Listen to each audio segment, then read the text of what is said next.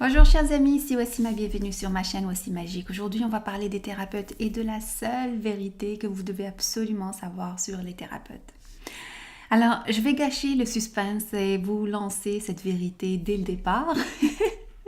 Je ne vous laisse pas attendre jusqu'au bout, mais je vous demanderai peut-être d'écouter cette vidéo jusqu'à la fin. Pas juste parce que vous êtes thérapeute ou vous allez voir les thérapeutes, mais une invitation. Cette vidéo est une invitation à réfléchir, à reconsidérer les choses. C'est une vidéo un tout petit peu sérieuse. Mais je vais essayer de vous partager cette pensée-là de façon simple et de façon aussi directe. C'est-à-dire que j'ai pas tout préparé. On va voir comment ça sort, comment ça va sortir. Alors, la seule vérité qu'on doit savoir sur les thérapeutes, c'est que les thérapeutes sont des humains. Sont des humains comme vous et comme moi, comme tout le monde, comme tous ceux sur cette planète, les humains qui sont venus expérimenter des choses. Et le fait d'être thérapeute ne nous prémunit pas des événements de la vie, de la maladie, de la mort, des séparations, des accidents. Même un médecin peut tomber malade. Même un psychologue peut vivre un burn-out. Pourquoi? Parce que voilà, nous sommes venus vivre une expérience terrestre avec tout ce que ça comporte, tout ce que ça amène comme plaisir et aussi comme expérience difficile et même de la souffrance. Alors cette semaine, j'ai eu plusieurs rencontres. Cette semaine et la semaine passée, j'ai eu plusieurs rencontres parmi mes clients. Il y avait quelque chose qui revenait. Ça m'a poussé à sortir du silence pour lancer comme un cri, comme une alerte des deux côtés. Des côtés des thérapeutes et du côté des personnes qui consultent. Alors, si vous êtes un client, si vous êtes un patient, alors je vais vous dire d'arrêter de mettre les thérapeutes sur un piédestal, de les considérer comme des super-héros. Les thérapeutes, peu importe leur pratique, sont des accompagnateurs. La décision finale, les décisions finales, peu importe dans quel domaine, ça revient à vous, ça vous revient à vous. Les thérapeutes vont vous conseiller, vont vous suggérer des choses, vont vous donner des astuces, vous aider à aller plus vite. Mais c'est à vous de faire le travail. Et si vous êtes thérapeute, alors je vous dis, arrêtez de repousser votre côté humain. Mais est-ce que vous vous rendez compte que parmi les thérapeutes, il y en a plusieurs qui vivent du burn-out et qui ne s'en rendent pas compte? Il y en a plusieurs qui passent par des expériences difficiles et ils repoussent ça. Pourquoi? On va en parler tantôt. Mais arrêtez s'il vous plaît de repousser votre humanité, de repousser votre vulnérabilité face aux événements. Votre statut de thérapeute implique beaucoup. Je le suis moi aussi, je suis thérapeute et notre titre, notre rôle comme thérapeute apporte beaucoup de responsabilités, mais aussi beaucoup de jugement des autres. Même entre thérapeutes, il y a beaucoup de jugements. Je suis partie voir, en fin de semaine, je suis partie voir un thérapeute pour un type de massage et autres. Et je lui dis, écoute, j'ai beaucoup de travaux à la maison, puis tu sais, ça me stresse, je sens mes épaules tendues, puis Et là, ce qu'il m'a dit, ça m'a choquée aussi. Il m'a dit, ah bon, pourtant, ton travail, tu es supposé trouver des solutions, tu es supposé gérer ton stress. Je suis supposée quoi? Gérer mon stress? Mais attends une seconde, mais parce que je suis humaine et je suis là sur la planète Terre, j'ai des expériences terrestres aussi, j'ai une capacité limitée et je suis venue aussi, comme mes clients, comme beaucoup d'entre nous, comme beaucoup d'entre vous, apprendre apprendre à dealer avec les polarités et à l'extérieur et à l'intérieur de soi. Les polarités, ce ne sont pas juste à l'extérieur. Oh, il y a des personnes qui m'aiment, il y a des personnes qui me détestent. Oh, non, non, non, non, non, non, non, non. Il y a cette polarité-là à l'intérieur de nous. Il y a des parties avec lesquelles nous sommes à l'aise, nous sommes positifs. Il y a des parties de nous avec lesquelles nous sommes en mode négatif. Il y a des parties de nous qui résistent. Et le fait qu'on soit thérapeute, ça ne veut pas dire nécessairement qu'on a tout mené toutes ces batailles jusqu'à la fin. Si c'est fait, on serait déjà parti, on serait plus sur la planète. On aurait déjà atteint le 1, l'unité éternelle, on serait déjà parti. Alors, même parmi les thérapeutes, on oublie qu'on vient expérimenter. On oublie que, voilà, on a des parties de nous humaines qui peuvent se sentir fatiguées, qui peuvent se sentir faibles, qui peuvent avoir besoin de soutien. Alors vous imaginez cette personne-là, ce thérapeute-là qui me dit « Ah, mais tu es supposé savoir gérer ça. » Si c'était à une autre personne, elle aurait eu honte d'aller chercher de l'aide parce qu'elle est thérapeute. Donc le fait d'être thérapeute vous dit, entre guillemets, si je suis ce thérapeute, vous dit, vous ne devriez pas aller chercher de l'aide, vous devriez vous débrouiller avec ce que vous avez. Et donc, là, on est vraiment dans le contraire de ce qui est une thérapie.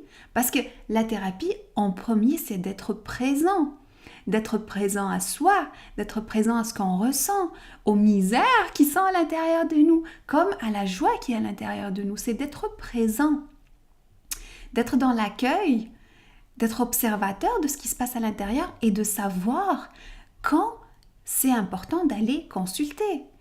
Consulter, ce n'est pas un échec.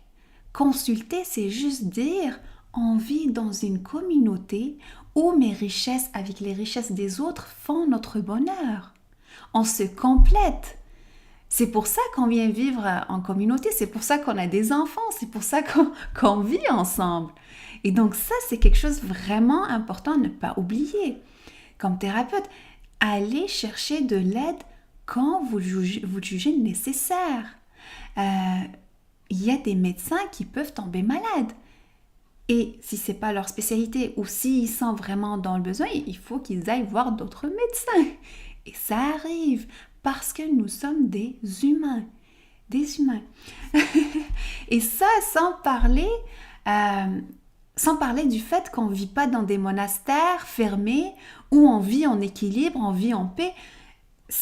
Écoute, c'est vraiment le contraire d'où est-ce qu'on vit. On vit dans des villes, on a des émotions, nos émotions, les émotions des voisins, des gens qui viennent nous voir, l'énergie du lieu, l'énergie de la ville. La plupart des thérapeutes, ce sont des hypersensibles. Et l'hypersensibilité fait en sorte qu'on soit réceptif aux émotions des autres, aux pensées des autres. Et donc, même les thérapeutes ont besoin de décompresser. Il y a plusieurs thérapeutes qui souffrent de dépression, de burn-out. Et c'est important, ce cri-là, je vous lance. S'il vous plaît, arrêtez. Si vous êtes un thérapeute, arrêtez de vous auto-juger. Et aussi, si vous êtes un patient ou une personne qui n'est pas vraiment du domaine, ne jugez pas les thérapeutes. Vous êtes des humains tous en train de mener une expérience terrestre. Alors, mon rôle comme thérapeute, c'est d'abord de prendre soin de moi quand je le juge nécessaire. Vis-à-vis des événements, des expériences que je vis, moi je fais des soins à des personnes qui souffrent de maladies chroniques, qui passent des expériences difficiles, mais moi aussi je passe des expériences difficiles. Et à ce moment-là, je vais aller voir des amis thérapeutes, je leur dis « Ah, j'aimerais ça avoir un soin, c'est vraiment... » et ça me rebooste, ça me donne des réponses, ça m'éclaire, ça m'enlève certaines énergies que moi-même j'arrivais pas à dégager. Et donc, Si j'ai besoin d'un massage, je vais aller voir un masseur. Si j'ai besoin d'un homéopathe, je vais aller voir un homéopathe. Je vais aller voir les personnes par spécialité. Si j'ai besoin de vitamines, je vais aller voir un naturopathe, etc. En tout cas, les expertises, ça ne manque pas. Et donc, encore une fois, nous sommes des humains, on vit toutes les expériences terrestres avec nos émotions, avec les tripes. Et donc, nous sommes aussi codépendants, donc les uns des autres. Et profitons un peu des forces que nous avons les uns des autres, les autres, pour qu'on puisse se soulever, aller plus loin. Arrêtons un peu avec cette solitude et cette peur du jugement où chacun il est monoparental, monotravail, mono. On est en communauté, on vit en communauté et si les autres ils jugent ou s'ils vous jugent pour ce que vous êtes, alors c'est leur problème. C'est pas votre problème. Vous faites ce qui est nécessaire pour vous. Par la loi, je sors mon oracle parce que c'est les lois. Comme thérapeute, vous devez, c'est une obligation de connaître les lois universelles et les lois cosmiques. Sinon, vous allez vivre un peu perdu et les lois cosmiques sont une nécessité, c'est le module 101 de la thérapie. Et la loi qui est importante à se rappeler dans ce cas-là, c'est la loi de la responsabilité. La responsabilité vis-à-vis de vous-même. Alors, s'il vous plaît, on enlève la gêne, on enlève la culpabilité. De se retrouver face à une situation difficile ou sinon on le vit comme un échec. Oh là là, je pensais avoir travaillé sur ça. Ah là, mais je me retrouve devant. Mais parce qu'il y a quelque chose d'autre à apprendre devant cette expérience, même si ça peut sembler difficile à certains moments. Et si on n'y arrive pas, on a le droit aussi d'être écouté, d'être soutenu, encouragé, soigné, tout le kit. Alors, ma vérité à moi, c'est comme thérapeute de collaborer avec mes alliés. Je collabore avec mes alliés, je suis un canal et c'est de ma responsabilité de garder ce canal dans le meilleur des états possibles pour que ça soit utile aux autres. Mais c'est aussi une façon, notre façon comme étant thérapeute, c'est pas juste de canaliser, de soigner, etc., mais c'est aussi de montrer l'exemple. Montrer l'exemple pas en repoussant ces différentes parties humaines souffrantes, mais plutôt montrer l'exemple d'accueil, les accueillir, les reconnaître, travailler dessus. Et cela ne diminue en rien ce que vous êtes. Cela ne diminue en rien le thérapeute ou votre travail de thérapeute. Cela ne diminue pas le fait que vous soyez un canal de lumière. Alors j'entends souvent je croyais avoir évolué, j'ai cru avoir avancé, et c'est pas ça, etc. Mais toute expérience que vous vivez est là pour vous faire avancer. Alors, sauf si, voilà, vous avez un concept spécial de cet avancement-là, ou de comment est-ce qu'il doit être. Dans mon livre sur l'ascension, je parle justement de se réconcilier justement avec ces parties-là. Les expériences, encore une fois, difficiles, nous façonnent, nous ajoutent de l'empathie. Quand on a vécu une certaine maladie, quand on reçoit un client avec cette maladie-là, on le comprend, on a de l'empathie pour lui.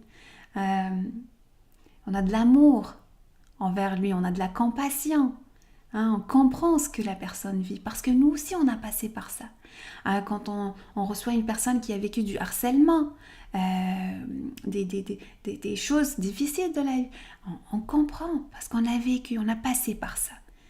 Et donc, ça devient une richesse. L'expérience qu'on vit, la difficulté qu'on vit, devient une richesse, devient un atout de plus dans notre boîte d'outils.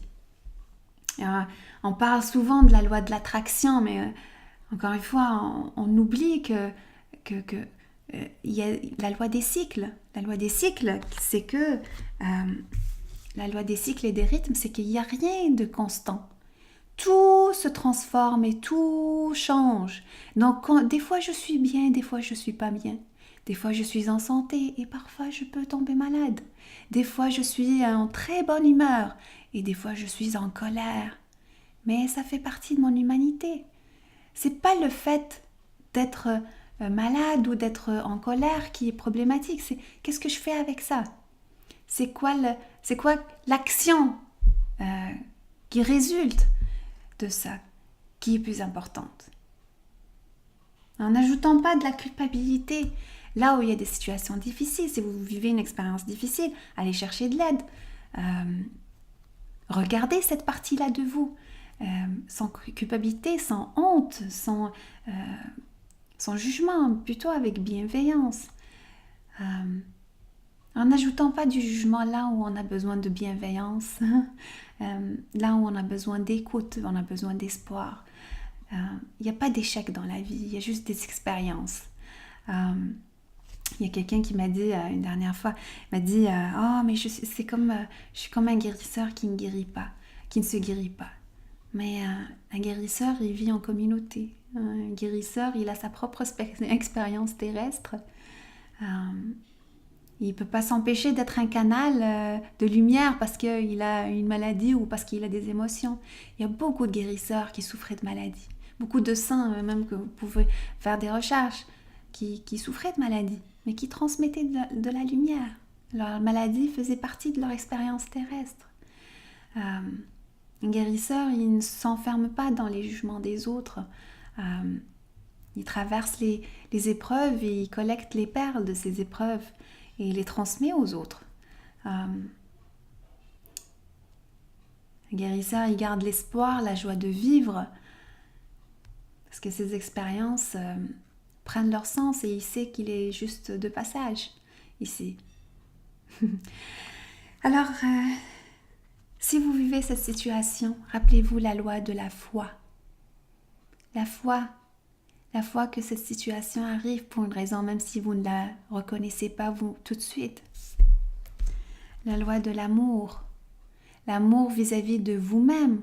L'amour, la bienveillance à vous envoyer à vous-même avant de l'envoyer à vos clients et à vos patients.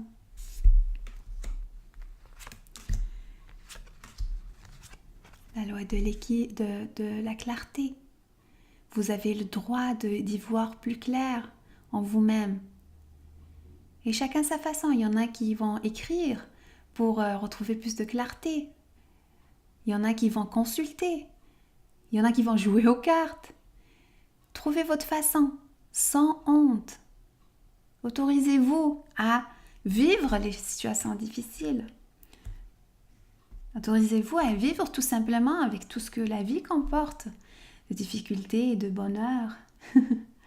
Mais aussi, entourez-vous d'amour, comme un bébé qui a besoin de soins aussi. Ne vous oubliez pas, ne donnez pas tout. Ou sinon, ne vous oubliez pas dans le don. Par la loi de l'équilibre, toujours trouvez un équilibre à l'intérieur de vous. Et laissez les autres vous aider à trouver cet équilibre.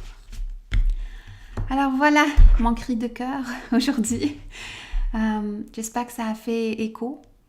N'hésitez pas à le partager aussi. Peut-être qu'il y a un thérapeute ou quelqu'un qui aimerait entendre ce cri et que ça changerait quelque chose pour lui. N'oubliez pas aussi d'ajouter un petit j'aime à la vidéo parce que avec les algorithmes de YouTube, le plus vous interagissez avec cette vidéo, le plus ma voix peut porter. Alors, merci beaucoup. À très bientôt.